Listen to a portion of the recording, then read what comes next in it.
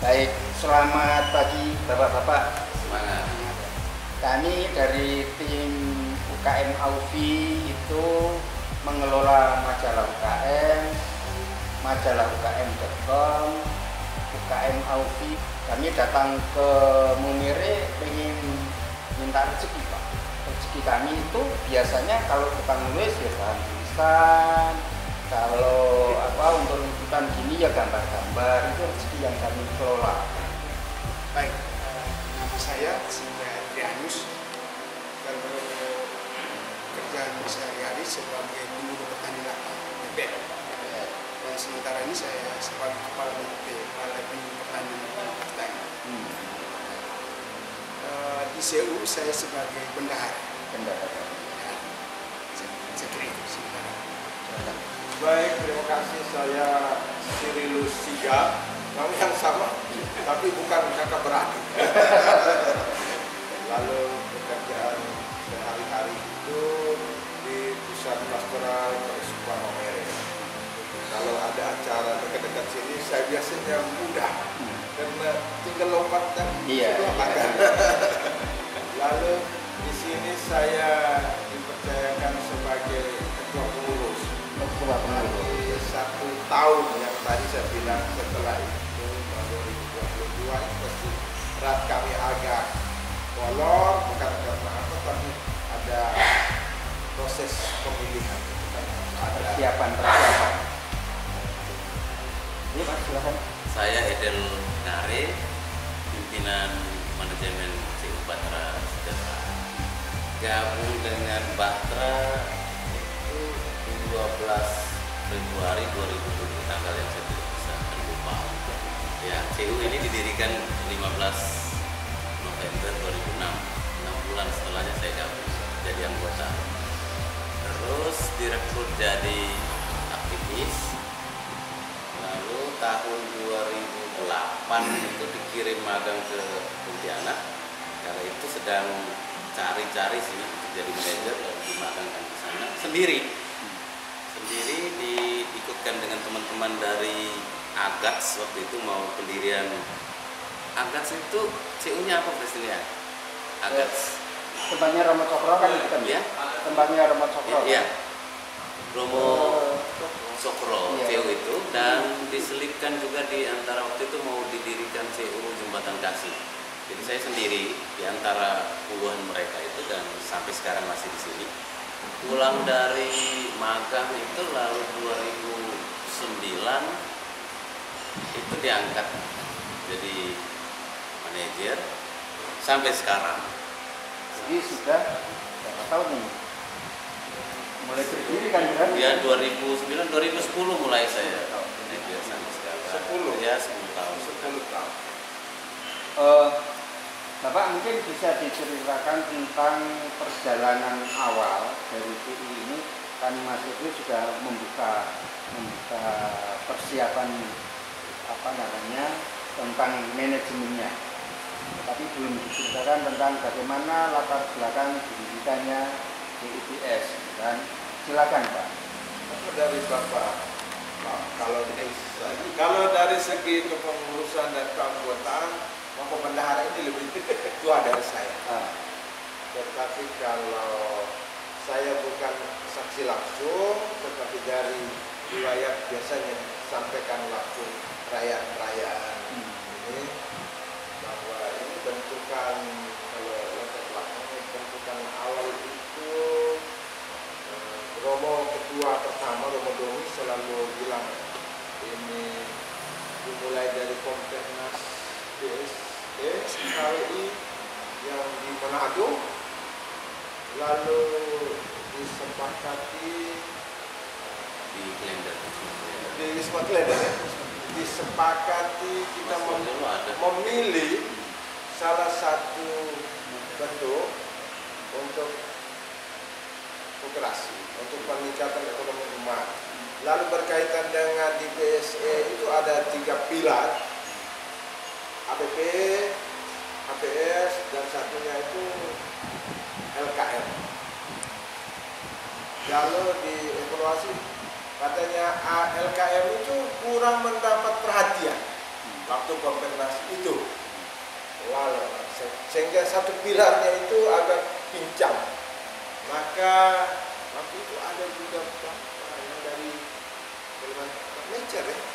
Itu sudah di Jakarta, di Wisma Klender sudah berikutnya Jakarta. Lalu terjadilah bahwa pertemuan itu merekomendasikan setiap keuskupan pulang lalu bikin satu lembaga keuangan dan direkomendasikan bentuknya kredit union. Itu ya awalnya, lalu pulang dilanjutkan rupanya Pak Manajer bisa ada loka karya berikutnya, itu saya lebih baik Pak Manajer tahu riwayatnya mulai dari loka karya di Kewa, lalu Pak Manajer sudah mulai ada rupanya waktu itu. Belum. Saya gabung 6 bulan kemudian. Ada loka karya di Kewa, dan waktu itu orang yang tidak boleh kita lupakan itu Romo Blasis Blino. Dia yang memfasilitasi teman-teman dari BKJ Kalimantan datang ke sini di Kewa dan keadaan awal, dan baru-baru ini juga teman-teman dari sana tinggal di satu rumah yang rumah pendiri Bapak Jatuh Bala, dan mereka mulai berproses, dan awalnya itu lahir dari tempat yang namanya Kewa Pantai. Oh, yang Pak yang kemarin kita yang kita cerita kemarin itu. Itulah dari situ, dari keanggotaan awal rupanya di situ sudah ada satu kelompok kecil simpan pinjam apa itu, mereka itu yang menjadi kita pegang. Jika bakal yang sebenarnya dari pertemuan BSE Keuskupan waktu yang dikoordinir oleh Romo Domi. Romo Domi kan sebagai ketua BSE. Iya. Oh, Romo Domi dulu ketua BSE langsung menjadi BSE waktu itu. Bapak, ini kalau kami tidak ngerti, di Momere itu kan sudah banyak koperasi besar ya. Ada kesulitan apa kalau misalnya ini? Mungkin nanti Mas Obi juga bisa menyambung lah, supaya kalau kemarin kan belum konsentrasi kan, kesulitan apa yang dihadapi oleh CUDS ini untuk mengembangkan lembaganya, Pak? Baik, Bapak Ardi ya, dari awal. Bapak ini juga termasuk pendirinya. Jadi saya biasanya rem kalau sebenarnya awal pendiri, itu saya masuk di tanggal 17 Januari 2017 saya masuk. Nah, itu ceritanya sebenarnya bukan itu kan cuma masuk resmi menjadi anggota.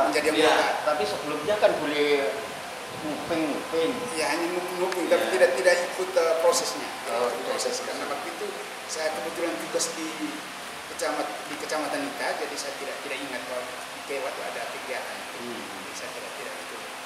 Jadi proses yang pertama saya nguping itu bahwa karena keprihatinan Keuskupan Momere di waktu itu bahwa situasi memang ada CU di sini banyak sekali. CU hampir dikapasikannya hampir dikatakan kabupaten CU sebenarnya. Tetapi masih juga anggota ini masih tetap seperti itu, tidak maju-maju, tidak ada peningkatan. Yang dilihat dari CU Bahtera Sejahtera ini karena mungkin dari sistemnya yang waktu itu. Sistemnya waktu itu dengan mengadopsi sistem, kalau kita sini kan kita ada uang simpan dulu, tapi sistem yang Kalimantan kita pinjam dulu baru kita menjadi anggota. Pinjam dulu. Baru pinjamnya itu pinjam dan simpan uang, pinjam ada uang dibawa pulang, ataukah pinjam kesediaan? Kan ada pinjam kesediaan. Pinjam kesediaan itu begini. Saya bersedia pinjam 100.000, lalu uangnya tidak boleh pulang, lalu kita ngangsur 10.000 itu pinjamnya bagaimana? Tidak, pinjam waktu itu pinjam dan simpan kembali. Artinya nggak bawa pulang uang kan? Iya, tidak bisa bawa pulang uang waktu itu, dan sistemnya seperti itu. Waktu itu dibentuk dengan pinjam sistem seperti itu mulai dari 1 juta sampai dengan 5 juta dan 25 juta gitu. Dengan sistem orang yang buat dengan sistemnya gitu. Dan anggota pertama waktu itu pinjam mulai dari 1 juta sampai dengan 5 juta. Dan saya waktu itu mulai dengan 6 juta. Dan saya waktu itu 2017. Nah, setelah pertama orang bingung. Kok kenapa? Ada yang bertanya, kenapa kok kami pinjam tidak bawa pulang? Apalagi orang mau married sini. Kami pinjam uang harus bawa pulang. Kami pakai uang itu. Tapi kenapa pinjam dan simpan kembali? Akhirnya kita coba. Bulan pertama orang mulai cicil. Sudah ada uang di lembaga. Pertama lagi tidak ada uang. Bingung nih mau kelola uang nol. Bulan pertama sudah ada uang dan seterusnya, maka lembaga berkembang sampai saat ini. Itu cerita awalnya seperti itu. Jadi sebenarnya tahapan awal itu kalau orang yang tidak paham benar, ya, itu kan kayak jebakan ya. Jebakan masuk menjadi anggota, lalu yang manajemen disuruh menghitung aset yang masih kosong kan gitu ya? Ya. Itu kan jebakan. Nah, sistem itu mulai ditinggalkan kapan Pak? Kan tentu harus berkembang, bahwa pengembangan keanggotaannya mesti harus diperbaiki, tidak suruh pinjam nggak bawa uang, dicatat kan bukan itu mulai kapan? Saya pikir perkembangan itu juga masih sampai dan sekarang tuh orang masih berpikir, karena ada juga yang kami masih pinjam uang tidak bawa pulang, ada juga masih. Tapi persentasenya sudah mulai kurang. Persentase sudah mulai kurang. Mungkin Mas Edul kan bisa menjelaskan. Ini jebakan apa enggak kan? Gitu kan Anda kan orang lapangan ya. Oke. Silakan. Saya start dari pengalaman diri saya. Kalau ditanya terkait sistem itu, sistem pinjam simpan itu, saya dulu itu setelah memutuskan untuk berhenti bekerja di Samarinda, itu kan saya kesini tahun 2006 akhir masuk 2007. Lalu saya punya skill lain itu selain sebagai orang yang mengerti akuntansi. Saya waktu kuliah itu sempat freelance belajar hardware dan software komputer. Nah, saya bahkan pernah bekerja sebagai teknisi komputer itu khusus di jaringan, bagian jaringan dan software Windows dan segala macam itu instalasi itu 5 tahun. Nah, berbekal itu saya baru di Maumere, saya ini gimana caranya cari makan di Maumere. Sementara saya sudah putuskan tinggalkan Samarinda kan. Nah, saya invest di Nita itu, saya kontrak rumah, saya belilah komputer 7 unit dengan mesin fotokopi 2 unit. Lalu sambil juga freelance ngajar di SMP terdekat di situ. Nah,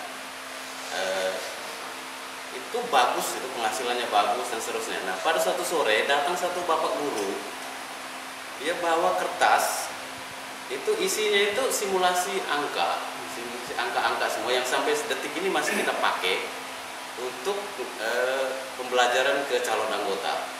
Jadi karena saya basicnya akuntansi, ngerti angka, dia minta waktu itu fotokopi banyak ya, 50 eksemplar atau apa lebih. Nah, saya fotokopikan buat dia. Terus saya ambil satu, karena dasarnya saya orang akuntansi, saya senang dengan angka. Beliau pulang, saya ke laptop saya utak-atik itu simulasi. Oh, barang ini bagus sekali, barang ini. Nah, saya kan ngerti, ini kan tabung ini, kok suku bunganya besar begini, 15% ketika itu, 15%. Lalu saya bilang, saya mesti cari ini barang ini. Nah, besoknya saya datangin kantornya, kantornya masih di sini, di samping SD2. Itu rumah milik keuskupan, dikontrak oleh CU Batra Sejahtera. Dan saya sebelumnya, sehari sebelumnya, saya itu keliling di Maumere ini ke beberapa CU untuk jadi anggota, termasuk ke salah satu CU besar di Maumere ini. Lalu saya ditanya, Bapak PNS? Bukan. CPNS? Bukan. Punya usaha besar? Tidak juga. Kalau gitu tidak bisa jadi anggota. Padahal duit di kantong saya ini banyak benar itu, karena usaha mesin fotokopi dan rentalan komputer itu, main game dan sebagainya, itu uang saya banyak itu. Saya lalu berpikir mau menikah 1-2 tahun kemudian, kalau tidak nabung bahaya ini. Datanginlah saya ke tempat itu, nggak diterimanya karena mungkin karena tampilannya juga tidak menarik, tidak PNS dan lain-lain, ya udahlah. Nah pulang itulah saya didatangin bapak yang fotokopi tadi itu. Setelah simulasi dapat, besoknya saya cari deh, ini barang di mana tempatnya. Nah, saya datangin kantornya sini, datangin kantornya. Kalau Pak Adri tadi mengatakan pinjam tabung kembali atau waktu itu disebut pinjam kapitalisasi itu sampai dengan 20 di awal ya, bukan 25, maksimal 20 juta. Saya ngambil yang 20 juta itu karena saya sudah simulasi di saya punya laptop, lah barang ini bagus sekali. Tinggal satu pertanyaan yang saya mau pastikan adalah ini dikelola oleh siapa, spiritnya apa. Karena kalau dari suku bunga yang dia pasang, ini aneh ini, 15%. Semua orang pasti mau itu. Hanya modelnya saja yang dirubah kan. Pinjam simpan, tapi pengembangannya simpanan 15%. Gila ini barang ini. Dan tidak ada barang tadi kan? Iya. Karena sudah harus membayar jasa ini si peminjamnya kan? Iya. Kan harus bayar kan? Iya, saya hanya bermodalkan mulut aja kan, datang aku pinjam simpan kembali. Dimana suku bunga simpanan dan pinjaman itu bagus, pengembangan dibuka suku bunga pinjam simpanannya.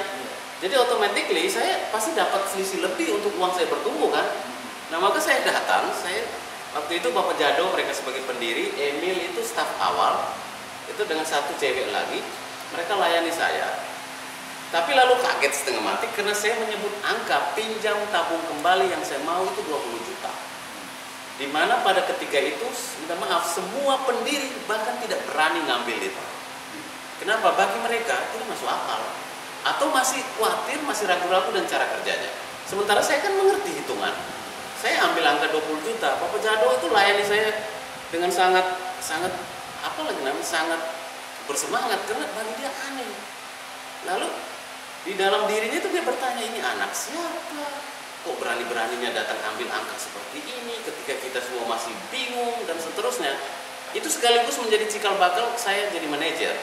Karena pada ketika itu Bapak Jado mulai bertanya dan mencari tahu tentang saya, ini siapa, orang mana, studinya di mana, pengalamannya di mana saja, betul. Nah, saya ngambil itu karena saya ngerti dan kemudian saya direkrut jadi aktivis itu dari Bloro. Akhirnya beberapa bulan kemudian kan saya gabung dari 12 Februari 2007. Nah di 2008 akhir tahun itu kan ada kegiatan lokakarya di sana di Desa Auria di sana. Nah, setelah wisata. Nah, di situ sekaligus Bapak Jado itu saya mau katakan dengan minta maaf dulu, tetapi feelingnya bagus benar. Karena Bapak Tua di rapat itu langsung memveto manajer kita itu tidak boleh orang lain. Orangnya itu Pak Eder. Memang dengar-dengar di dalam itu ada semacam diskusi karena kan ada staf awal dan seterusnya. Saya waktu itu belum jadi staf sama sekali, hanya aktivis biasa. Tapi tidak tahu, mungkin Bapak Jado ikutin saya punya geliat di luar. Saya pernah mimpin sebagai manajer di KPN Bakti Husada 2007-2008. 1 tahun itu saya berhasil menaikkan aset KPN Bakti Husada itu 3 miliar 1 tahun.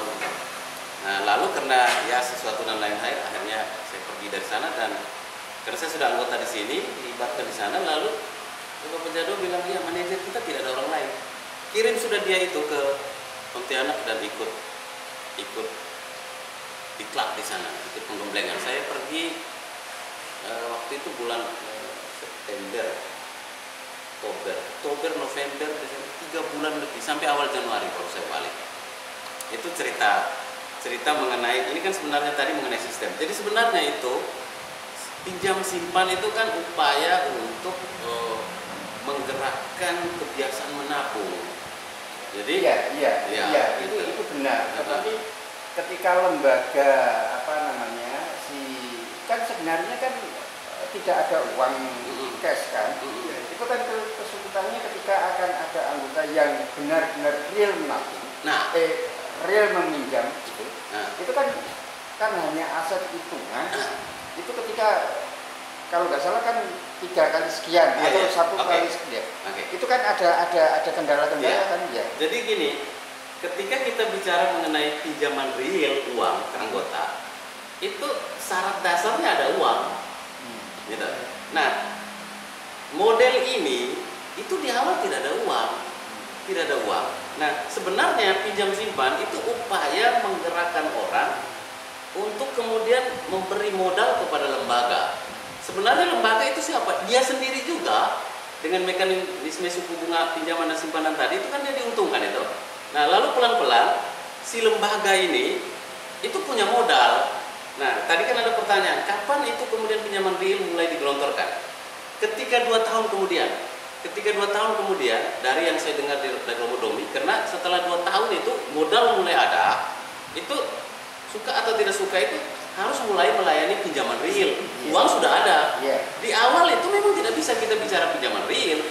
Nah, jadi itu pinjam simpan itu upaya lembaga untuk membentuk modal sebenarnya. Dan lembaga itu siapa? Ya si anggota itu sendiri. Ya, karena kita tidak dibolehkan untuk kemudian menggunakan modal pihak ketiga lalu meminjamkan ke anggota kita.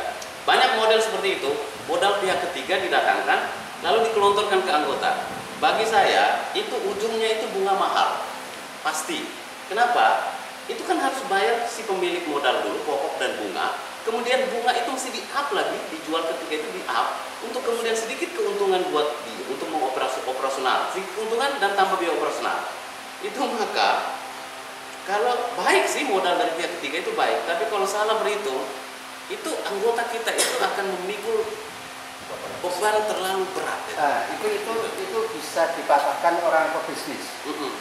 Ketika yang pinjam adalah pegawai kayak bapak ya, yang lalu tidak mempunyai kegiatan bisnis dengan 2% misalnya, itu akan memberatkan karena potong gaji untuk bayar, tetapi dengan 2% per bulan misalnya, bagi orang bisnis yang produktif, yang mempunyai kegiatan produktif, dibandingkan pinjam ke bank yang berapa, yang anggaplah setahun 8% gitu, ini kan menjadi 24% kan. Tetapi kan di akhir tahun kan ada bagian untuk SHU, ada bagian untuk dana sosial dan sebagainya untuk lembaga kita ya.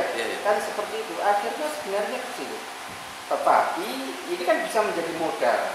Kalau teman-teman yang anggota yang mempunyai kegiatan produktif mengambil keuntungan anggaplah 10%, artinya sebenarnya sudah untung 8%. Ini kalau untuk yang produktif ya 8%. Menghitungnya per bulan juga gitu kan. Menghitungnya per bulan juga dibandingkan misalnya ngambil ke tempat yang real. Kan itu 8% itu masih kan gitu. Itu soal berikutnya lagi Mas, karena harus diakui CU itu pada awal didirikan keanggotaannya itu bukan orang-orang produktif sama sekali. Mereka itu petani kecil dan sasaran kita itu memang mereka petani kecil. Nah, kalau kita cerita apakah mereka berproduksi masih sulit, mereka bahkan harus dibimbing. Maka logika berikutnya pada awal sebenarnya itu pengumpulan modal itu ke lembaga sebenarnya dikembalikan lagi ke mereka itu, kalau saya boleh mengatakannya, itu hanya untuk memenuhi kebutuhan konsumtifnya dulu dalam bunga yang lebih murah. Memang kalau kita kaji dari sisi bisnis, orang bisnis itu tidak peduli ketika dia ngambil uang semahal apapun, ketika dia berhitung range keuntungan bisnisnya itu lebih tinggi, dia akan ngambil itu. Persoalan kita adalah anggota kita itu orang kecil, dan berikutnya itu menjadi tanggung jawab besar berikutnya itu kerjakan kegiatan pemberdayaan itu yang setengah mati di bagian itu. Kesalahan persepsinya teman-teman di gerakan di dunia. Kalau kita belajar meresapi yang disampaikan Reflection, ya memang dulu ada petani yang gagal, ada tenaga kerja yang putus kontrak gitu kan. Tetapi kan Reflection juga mengatakan bahwa itu dipinjamkan untuk produktif, bukan untuk konsumsi. Nah, ketika teman-teman yang di Indonesia ini menjabarkannya orang miskin lalu hanya dibantu, menjadi penggerak memang. Kesulitannya, kesalahannya adalah teman-teman di Credit Union sendiri tidak mengambil apa sih Reflection dulu kan gagal panen kan tidak terus menerus. di PHK kan pasti akan kegiatan lain. Itu yang tidak dikembangkan oleh teman-teman. Benar itu Mas. Itu yang terlupakan sama sekali. Dan bahkan kalau sampai detik ini misalnya Batra Sutera baru dapat 1 bulan untuk menggerakkan spirit produktif yang didorong oleh Raiffeisen, itu harus disyukurin dan kemudian dikerjakan semaksimal mungkin, dan kemudian cari lagi gula-gula lainnya. Akan menjadi bahasan yang menjenuhkan itu ketika setiap bulan kita bicara kredit lalai terhadap uang yang digelontorkan untuk konsumtif itu. Bagi saya itu benang kusut yang nggak akan selesai-selesai. Itu soal besar, Mas. Saya setuju dengan itu. Ya, tapi setidaknya satu hal yang disyukurin sekarang, kita sudah punya modal. Sekarang itu mari mencari bentuk-bentuk produktif ke anggota, dorong mereka. Gitu. Karena kalau hanya bahas kredit beredar, kredit lalai, dan itu konsumtif lebih banyak dan seterusnya, aduh melelahkan Mas. Saya pun sudah sedang jenuh, tapi syukur ini nggak tahu rahmat PCO ini datang sekaligus rahmat berikutnya. Dari sini mungkin akan ada ini kan pembelajaran berproduksi bersama masyarakat kecil, masih ada pisang dan lain-lain. Mungkin dengan model ini bisa dibangun kelanjutannya supaya kita agak mendekati yang diajarkan Raiffeisen itu. Oke, Pak, kan Bapak kan di Kementerian Pertanian dan penyuluh lapangan lagi. Potensi Maumere untuk mengembangkan CUBS ya? Iya, CUBS kan seberapa besar potensi pertanian, potensi perkebunan, peternakannya gitu kan? Seperti besar apa Pak? Kalau potensi pertanian itu cukup besar. Itu kalau di tanaman perdagangan itu tanaman kakao, ada kelapa yang seperti dari Om tadi, bahwa sekarang sementara ada pengembangan untuk VCO dan minyak untuk konsumsi, dan juga ada tanaman hortikultura, tanaman sayur-sayuran, juga ada tanaman pangan jagung, khusus jagung itu di wilayah Kabupaten Sika. Sedangkan untuk ternak itu ternak sapi dan babi, ayam. Itu sapi, babi, ayam. Ya. Rumput laut kan NTT ini termasuk rumput laut terbaik di dunia. Ya. Di Flores kan pasti ada. Betul. Di lembaga, Iya. Pak Wakil Bupati kemudian kami kenal, Ya. itu kan juga potensinya besar. Nah di sekitaran sini yang bisa dijangkau untuk pengembangan rumput lautnya seperti apa? Betul. Dulu rumput laut berkembang sekali di Maumere, tapi hanya karena ada rentong yang merusak itu, yang mereka ada gunakan satu pupuk yang mengembangkan itu rumput laut, rusak semuanya. Malah rusak Semua. Itu di Pemanadu. Dan sebenarnya produksinya bagus sekali itu di wilayah Flores. Akhirnya sekarang tidak lagi dikembangkan di wilayah. Kenapa? Itu potensi itu karena rusak tadi. Produksinya orang sudah tidak mau lagi, dan melihat yang hasilnya sudah tidak bagus lagi. Termasuk dengan vanili dulu sebenarnya bagus sekali di Flores ini. Nah, tapi hanya karena ulah petani juga, karena mereka masukkan itu sebelum jual masukkan besi di dalam pakul di dalam buahnya, maka untuk menambah berat sebenarnya. Menambah berat? Ya. Nah, itu yang ulah petani kita yang kurang bertanggung jawab sebenarnya, sehingga akhirnya merusak semua produk kita di sini. Oh, jangan rusak produknya? Ya, Image-nya ya? Ya. Bukan dari pohonnya ya? Ya, bukan dari pohonnya. Makanya orang tidak mau rusakkan lagi sekarang, termasuk itu vanili, hanya 1-2 orang saja. Nah, sebenarnya di Sikan bagus sekali, termasuk tanaman perdagangan kakao bagus, kelapa, vanili, sebenarnya juga ada kemiri, tapi masih juga dikembangkan dengan rumput laut sebenarnya. Itu sebenarnya bagus. Nah, Pak Ketua akan memberikan beban kepada manajemen apa? Kondisinya, potensinya begitu besar, gitu kan? Manajemen kan sekarang harus gerak, gitu kan? Selama ini kita ngomong-ngomong tentang kebudayaan, kalau ini pertemuan secara besar di masyarakat kecil Kalimantan, lalu kalau dengan visi misi juga kebudayaan berbasis komunitas. Hanya kalau kita refleksikan lagi autokritik, wujud yang apanya itu terus terang belum maksimal.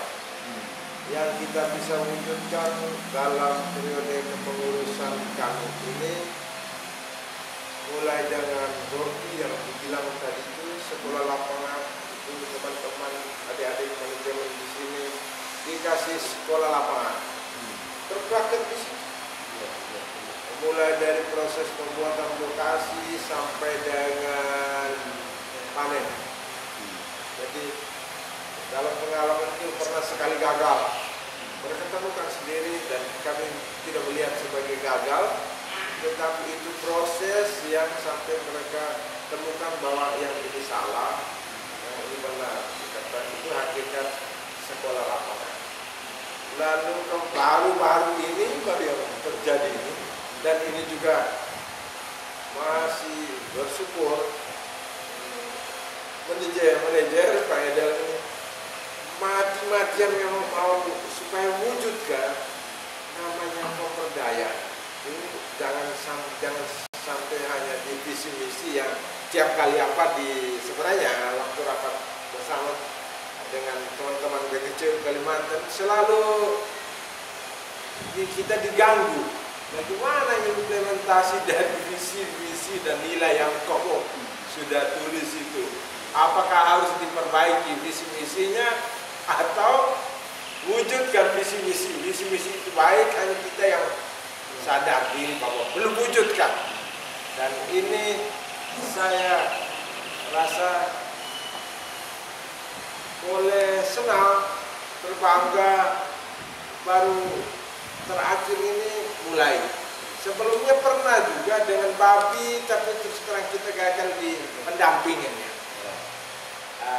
Orang pinjam, babi bagus jalan di satu wilayah, lalu wabah hantam satu kali dan meninggalkan persoalan juga. Lalu dengan ini rupanya belajar dari yang pernah salah, seperti praktek SL itu, sekolah lapangan itu. Ini kelihatan kami senang karena manajer yang ini nih jiwa raga itu dia taruh di situ.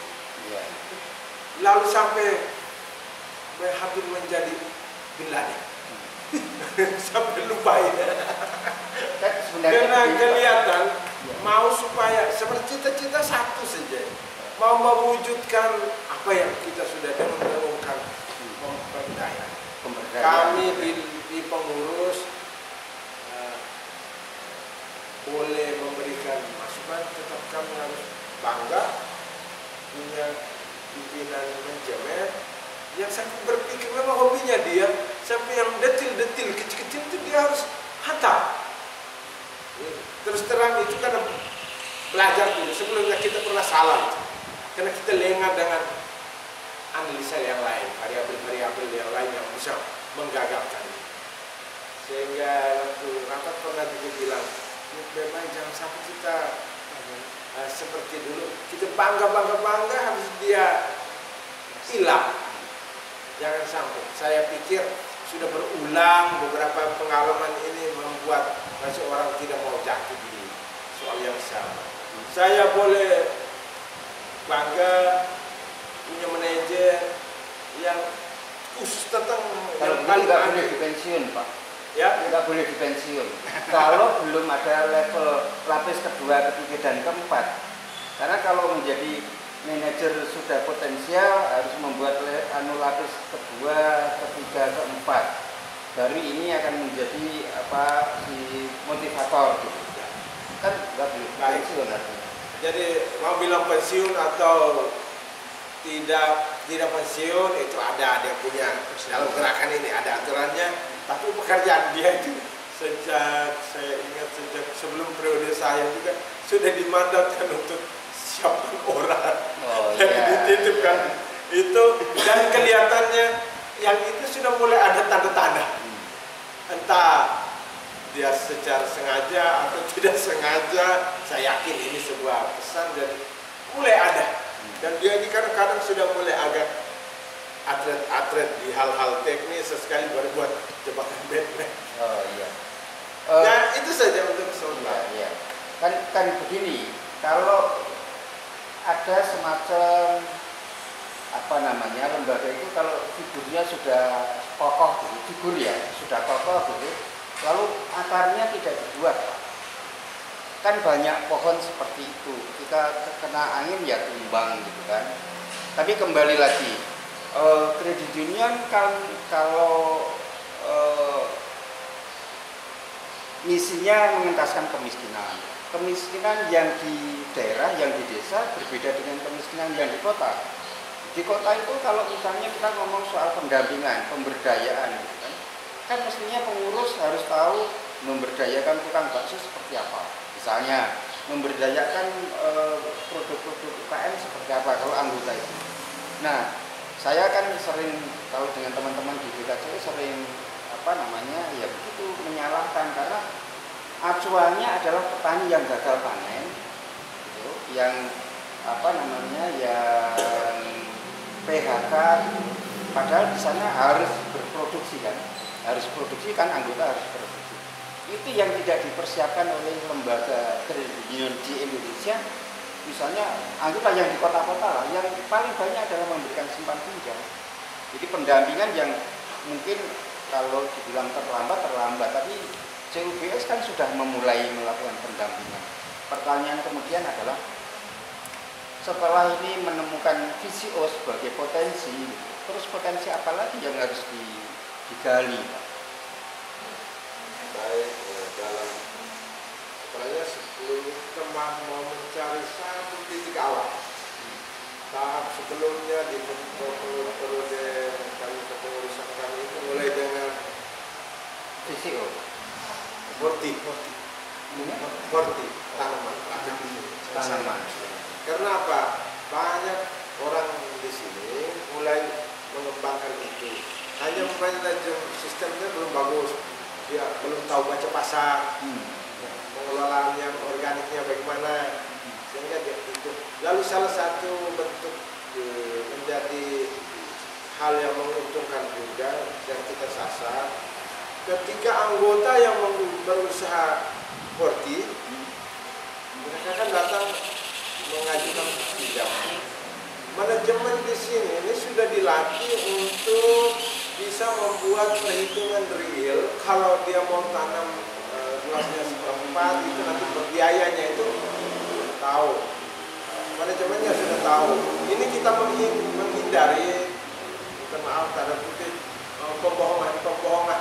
Saya mau buat horti tomat sekian, lalu saya perlu angka sekian, lalu kan yang orang manajemen yang menganalisanya juga tidak ngerti, itu sama dengan beri saja lalu hasilnya macet. Lalu saya kembali ke pertanyaan Bapak tadi, lalu selanjutnya kita ke VCO. Karena apa? Kelapa banyak. Kelapa kami itu tinggal pohon lah, buahnya semua itu sudah dibawa ke Jawa, di Bapak. Iya. Dan itu fenomena yang sekarang kemana-mana lihat itu. Nah, sekarang kan yang juga dibutuhkan. Nah, kebetulan kan ada apa dari Kementerian Pertanian, ada PPL dengan praktek langsung kan ya Pak ke lapangan kan. Nah, teman-teman di manajemen yang menghitung angka-angka itu kan angka-angka yang ditulis, tetapi angka-angka evaluasi dari gagalan bertani karena dan sebagainya kan teman-teman manajemen kan belum pernah lihat lapangan prakteknya. Menurut Bapak harus diapakan teman-teman manajemen? Sebenarnya sementara ini belum ada misalnya diskusi dengan teman-teman manajemen, dan kita belum ada diskusi tentang itu. Sebenarnya kita harus seperti yang Bapak membuat itu semacam pelatihan sebelum misalnya membuat praktek, itu membuat pelatihan cara hitungnya, membuat lokasi dan segala macam itu kita buat dengan teman-teman manajemen, baru mereka artinya teman-teman manajemen juga harus belajar bertani, belajar bertani, harus bertani, tidak hanya ngitung angka gitu ya. Kayak baru-baru kan mereka belajar dulu, mulai membuat pupuk vokasi, membuat pembibitan sampai proses penanaman, merawat, setelah itu panen dan pasca panen. depan dia menjual pasar. Langsung kita praktekkan itu. Iya, iya. Setelah itu misalnya ada orang yang mengajukan pinjaman untuk horti, nah itu sudah tahu prosesnya. Iya. Langsung mendampingi. Perhitungan biaya dan lain-lain. Iya. Jadi artinya pengertiannya harus belajar bareng-bareng. Ya. Orang anggota yang akan meminjam sudah bisa memberikan informasi, evaluasinya akan bareng-bareng, itu yang terbaik. Ya. Pengembangan CUBS ke depan seperti apa Pak? Mungkin Mas Edo juga sekaligus bisa menyambung ini. Ya, kalau tadi kan Mas Nurul tanya potensi apa lagi yang saya di situ dulu. Kalau sekarang kita kerjakan VCO, nah bahannya itu kan kelapa. Nah itu baru main produknya, ya produk utamanya itu VCO. Nah kalau potensi apa lagi yang kita akan kerjakan untuk pemberdayaan, masih dari kelapa kita akan kerjakan minyak goreng. Karena belondongnya itu menjadi minyak goreng. Nah, kemudian apa lagi namanya, tempurungnya, ya ampasnya kita bisa untuk pakan. Jadi kita nanti bisa hadirkan lagi rumah produksi pakan. Nah, tapi sementara itu dijual saja dulu, belum ke sana ke arah, tapi nanti ke depan ke arah sana. Kemudian tempurungnya itu rencananya jadi briket, asap cair, ada sabut. Nah, saya berterima kasih karena Mas Mariono kemarin kasih saya nomor untuk Sudah komunikasi? Saya belum komunikasi, tetapi saya pasti akan komunikasi. Itu untuk upaya ke arah briket, asap cair dan sabut. Gitu. Nah, itu kira-kira varian masih dari kelapa. Varian artinya mau membuat silsilah kelapa, ya. silsilah produksi. Iya, ya masih ke kelapa. Nah, lalu kenapa itu menjadi fokus sebenarnya? Karena pasarnya itu, kalau kita cerita pasarnya, maka kita sebenarnya bicara kebutuhan, maaf saya pakai kata kebutuhan satu dunia. Kalau kita cerita VCO. Nah, memang ada potensi di horti misalnya. Tapi bagi saya, horti itu produksi paling kuat untuk penuhi kebutuhan lokal.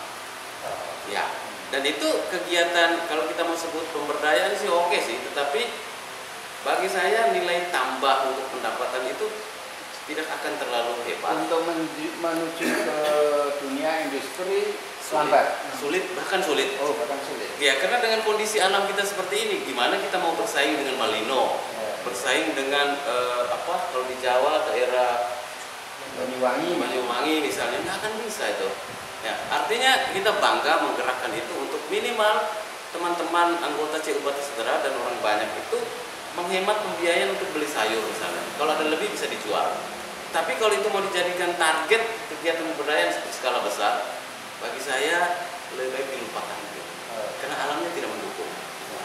Maka yang berikutnya lagi, potensi berikutnya lagi yang bisa digarap itu pisang. Kalau ditanya mahkota, tanaman mahkota untuk menghidupin orang Omere sepanjang tahun, ya dua itu, kelapa dan pisang. Ya, itu maka artinya sama dengan orang Jepang yang nggak punya sawah, nggak punya nggak punya sawah, nggak punya lahan juga, halaman kantor pun bisa menjadi sawah. Ya, jadi pisang ini juga mesti disentuh berikutnya. Nah, yang lain-lainnya misalnya kita berencana menggerakkan ternak babi misalnya. Bagi saya juga itu tidak bisa menjadi skala besar. Kecuali kalau support pakan dan segala macam itu sudah mulai hadir, baru bisa. Karena kalau segala pakan kita bicara masih dari luar, kita sulit. Kalau padahal misalnya pasar daging babi di Bali misalnya, itu kan mengerikan itu. Tapi apakah kita bisa masuk ke sana? Jadi kita paling bicara ngajak orang bertani beternak babi, tapi nanti jatuhnya paling untuk lokalan saja. Itu nilai tambahnya tidak terlalu hebat. Ya. Untuk sementara nanti kita masih cari lagi apa sih sebenarnya yang khas di sini, tidak di daerah lain sulit, dan itu dikembangkan potensi pasarnya. Kalau untuk kegiatan industrinya sudah jelas yang akan dikejar gitu. Nah, mungkin Mas Edi bisa mempunyai target seberapa besar dalam kurun waktu tertentu, mungkin 2-3 tahun ke depan. Kan ini kan baru memulai. Masih ke VCO-nya? Ya, kalau ke VCO kan Bahtera Sejahtera itu kan dimulai oleh anggota, lalu kemudian baru 1 bulan belakangan, 1 bulan lebih sedikit lah, 1 bulan 1 minggu, Bahtera Sejahtera ambil bagian di dalamnya, investasi mesin ke anggota, pinjam anggota, lalu dorong produksinya. Kalau saya lihat perjalanan serapannya di pasar, itu kan berawal dengan 100 botol yang 500 mili. Itu minggu pertama ketika kita bekerja sama. 1 minggu kemudian naik permintaannya menjadi 200 botol. 1 minggu kemudian menjadi 300 botol. Yang 500 mili tadi? Ya, yang 500 mili tadi. Nah, lalu kemudian sekarang itu sudah mengarah ke 1000 botol. Kalau masih ikuti, termasuk ikutin di ruangan, kan mengarah ke 1000 botol. Nah, saya sedang khawatir, ditantang, karena sekarang itu dari 2 rumah produksi itu kendalanya ada di rumah produksi 2 yang penyaringan. Itu mesti cepat, karena pasar ini terbuka dengan sangat cepat ketika kita promosikan ke dunia maya dan seterusnya. Saya sendiri tadi pagi baru terima orderan 100 botol yang 100 mili ke Papua. Lalu kemudian ke Kupang 20 botol yang 100 mili. Itu semua itu pasar yang akan membesar dengan cepat semua itu. Jadi kalau Mas tanya kira-kira seperti apa? Jangan-jangan nanti 5.000 liter per minggu itu dalam waktu dekat itu akan menjadi target realistis itu. Sekarang yang saya sedang minta kepada seluruh pegiat CU Bahtera Sejahtera itu tolong bantu pemasarannya, buka pasarnya, buka. Karena kalau tidak buka pasarnya susah mau memproduksi yang besar. Kan minimal kalau anggotanya 4.000, tapi kan ada satu keluarga 4 orang menjadi anggota kan. Tetapi kalau anggotanya 4.000, 1 minggu bisa konsumsi khusus untuk anggota saja 500 kan, itu kan potensi pemasaran. Ya, itu juga memang yang harus mulai disadarkan kepada anggota untuk kemudian belajar mengkonsumsi produk sendiri. Tentu tidak 100%, tapi kalau dapat 25% saja dari 4.500 atau 30% dari itu kan lumayan sebagai pasar. Terima kasih Mas Sedel, Bapak-bapak. Kami mungkin sebelum kisah beneran bisa menyampaikan pesan untuk penonton UKM Aufi, Pak. Terima kasih untuk kebersamaan pada kesempatan ini, di mana CUBS bisa dikenal mulai dari riwayat awal sampai dengan keadaan saat ini yang mengarah kepada pemberdayaan. CU hadir untuk peningkatan kualitas hidup anggota. CUBS dalam Bahtera kita sejahtera. Untuk teman-teman penonton UKM Aufi, semoga setelah menonton tayangan video ini jangan lupa doakan kami di Bahtera Sejahtera untuk terus jangan putus asa mengerjakan kegiatan pemberdayaan, karena pemberdayaan itu mudah diucapkan tetapi sulit untuk dikerjakan, karena bukan buat diri tetapi buat orang lain. Dan semoga kami tetap semangat mengerjakan itu, dan ke depan ada banyak hal lain yang lebih hebat yang bisa kami kerjakan. Dan mohon setelah tonton ini juga silakan di like and